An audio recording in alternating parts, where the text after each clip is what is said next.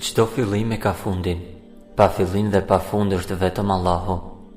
Kaloi Ramazani, muaj i faljes dhe i mëshirës, i solidaritetit dhe i rahmetit, muaj i bekuar, muaj me përplot mirësi. E arriti ai që deshti, ai që pati jetë të shëndet. Fitoi sot secili që ka agjëruar dhe ka privuar veten, jo vetëm nga ushqimi dhe pija, por edhe nga të ndaluarat, nga shikimi dhe dëgjimi haram, nga përgojimi dhe nga veprat e ndaluara.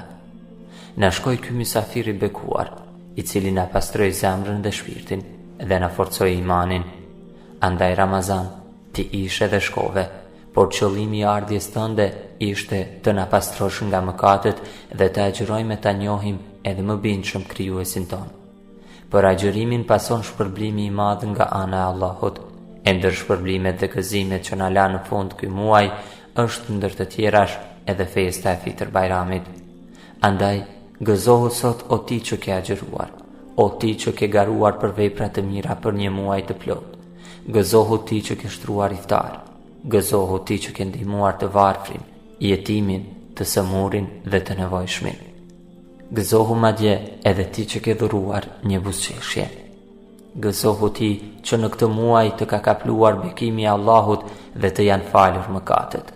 Gëzohu edhe ti që ke falur namaz vullnetar dhe ti që ke lexuar Kur'an me përkushtim. Kaloi muaji i Kur'anit, muaji i bereqetit.